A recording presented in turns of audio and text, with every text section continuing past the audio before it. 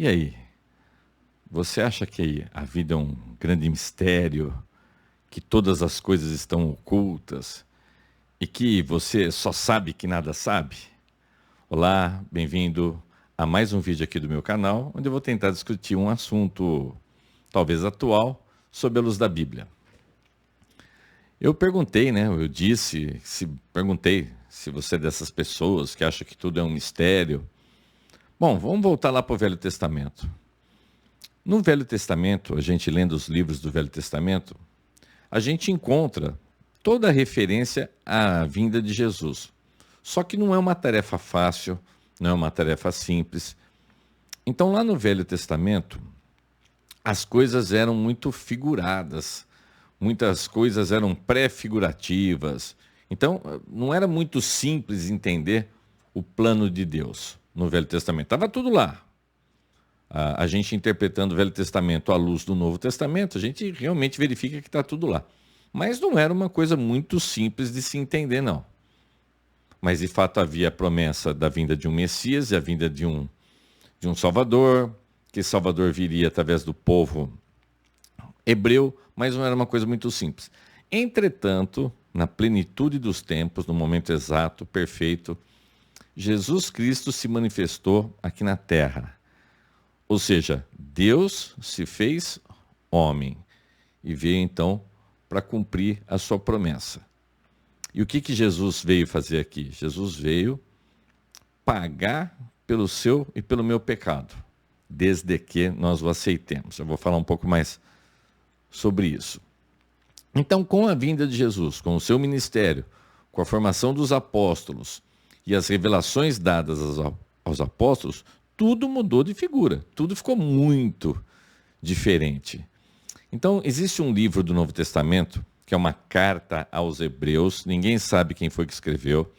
Durante muito tempo achava-se que era o apóstolo Paulo, hoje já não há esse consenso, ninguém sabe quem escreveu a carta aos Hebreus, mas era uma carta endereçada aos judeus recém-convertidos e que sofriam muitas ameaças para retornar ao judaísmo, para abandonar o cristianismo.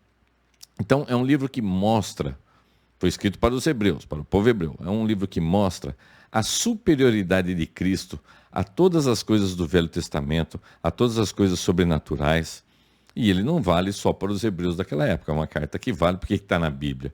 Porque vale para todo o povo. Então, se você pegar lá a carta aos Hebreus no Novo Testamento, deixa eu achar aqui, a carta aos Hebreus, pronto, está aqui. Então, eu vou ler um pedacinho do primeiro capítulo da carta aos Hebreus. Olha só que interessante.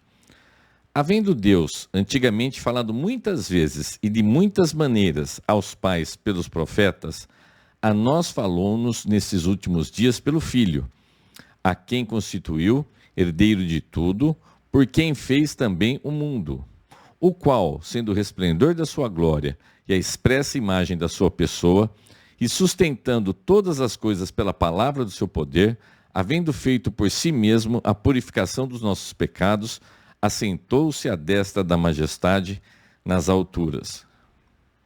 Perceba que, havendo Deus falado antigamente, muitas vezes, de muitas maneiras, agora ele vem e fala pessoalmente. Agora Cristo vem e fala pessoalmente conosco.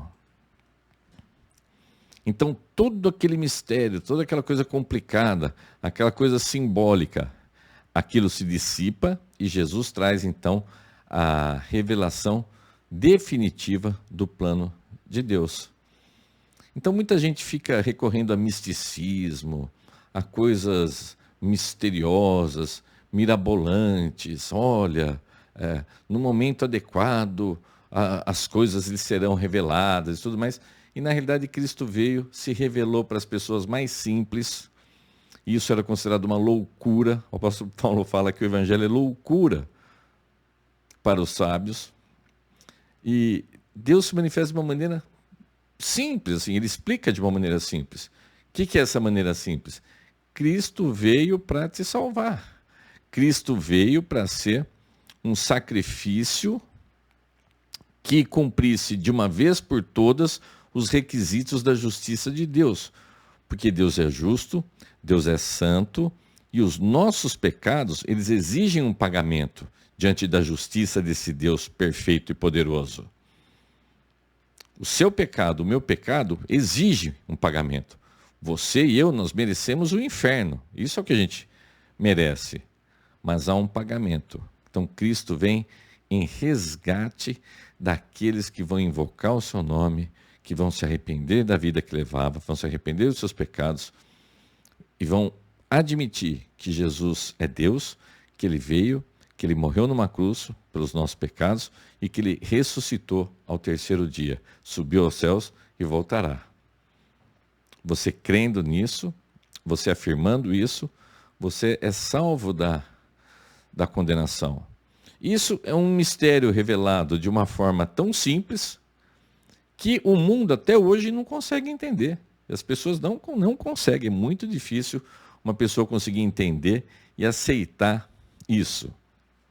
Quer ver? Vou ler mais um pedacinho aqui. Vamos passear um pouco pela Bíblia. A gente agora vai lá para Romanos. Já falei bastante aqui sobre Romanos.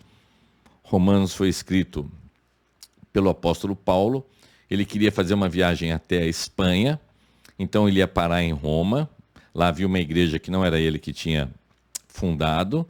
E ele manda uma carta, então, explicando quem era ele, os seus pensamentos.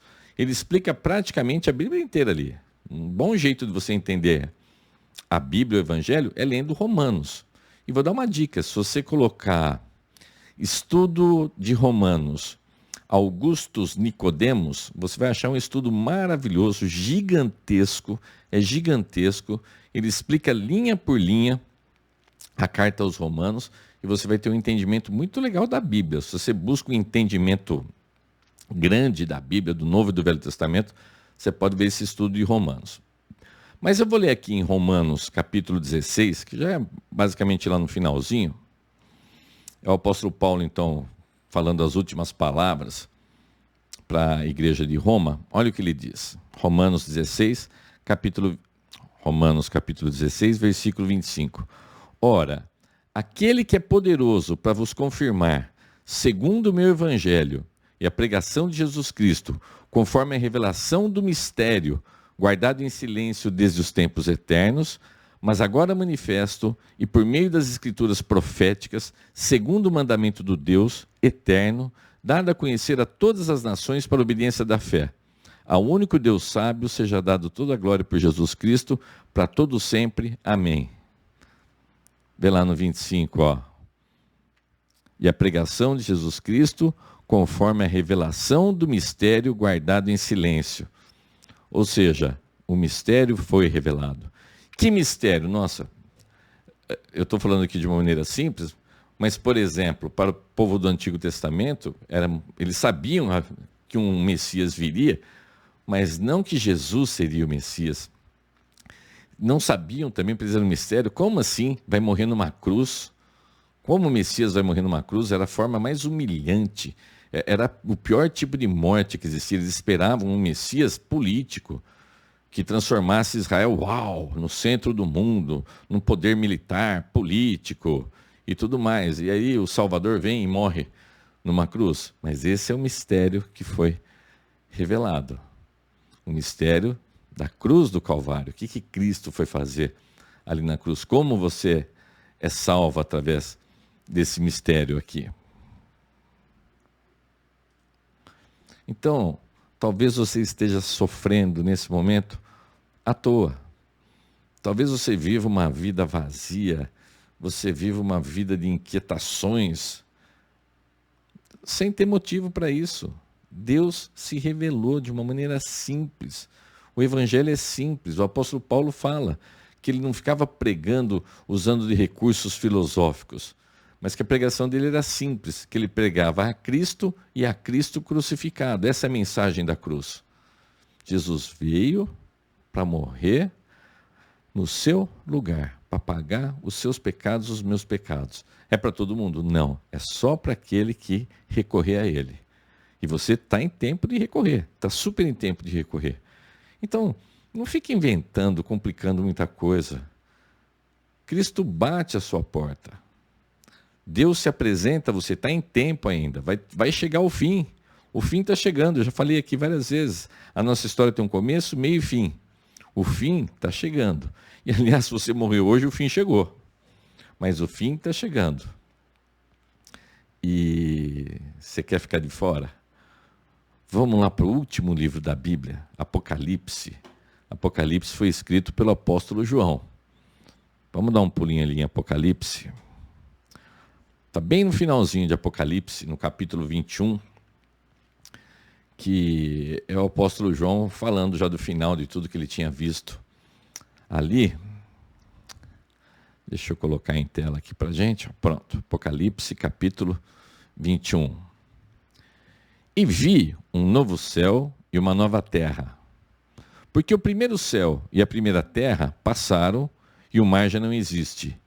E eu, João, vi a santa cidade, a nova Jerusalém, que de Deus descia do céu, adereçada como uma esposa ataviada para o seu marido. E ouvi uma grande voz do céu que dizia: Eis aqui o tabernáculo de Deus com os homens, pois com eles habitará, e eles serão o seu povo, e o mesmo Deus estará com eles, e será o seu Deus. E Deus limpará de seus olhos toda lágrima, e não haverá mais morte, nem pranto, nem clamor, nem dor, porque as primeiras coisas são passadas. E o que estava sentado sobre o trono disse: Eis que faço novas todas as coisas. E disse-me: Escreve, porque estas palavras são verdadeiras e fiéis. E disse-me mais: Está cumprido. Eu sou o Alfa e o Ômega, o princípio e o fim. A quem quer que tiver sede, de graça lhe darei da fonte da água da vida. Quem vencer, ele dará todas as coisas. E eu serei seu Deus, e ele será meu filho. Eu vou voltar um aqui, ó. E vi um novo céu e uma nova terra, porque já o primeiro céu e a primeira terra passaram e o mar já não existe. Isso é o apóstolo João falando que tudo acabou, que as coisas se fizeram novas. A gente tem várias passagens da Bíblia falando sobre os novos céus e a nova terra. Então tudo vai se fazer novo. Eu morro hoje, o meu espírito vai para Deus, o meu corpo vai para o pó. No dia que Jesus voltar, eu vou ressuscitar, todos os mortos ressuscitarão, alguns para a salvação eterna, outros para uma segunda morte, que é o inferno. Os salvos vão viver nessa nova terra, novos céus e nova terra. Ele fala: eu vi a Jerusalém descendo como uma noiva ataviada, ou seja, uma noiva arrumada para o seu marido. É uma linguagem figurada da cidade santa. E fala que vai ser o tabernáculo. O tabernáculo era o local onde Deus habitava no Velho Testamento, antes de ter o templo. Então, o próprio Deus vai viver conosco, vai enxugar suas lágrimas, não vai mais ter dor, só vai ter alegria, você vai estar num corpo incorruptível. Resumindo, pare de sofrer, pare de achar que a vida é sem sentido. O Evangelho é uma coisa simples, tão simples que as pessoas se recusam e acham que quem prega o Evangelho, que as pessoas que falam do Evangelho, são pessoas malucas da cabeça. Eu estou te falando aqui que não importa o que você fez, não importa, sei lá, se você matou, roubou, não importa. Se você se arrepender, se você é um traidor, não importa o quão horrível você seja, ou você se julgue. Se você se arrepender e aceitar Jesus como seu Senhor e Salvador, você está salvo e você vai ter direito a todas essas coisas incríveis, a esses mistérios revelados pela Bíblia. Que você tenha uma linda e abençoada semana e que Deus possa entrar na sua vida. Está batendo agora, é só você deixar entrar. Um grande abraço, que Deus abençoe, tudo de bom. Tchau, tchau.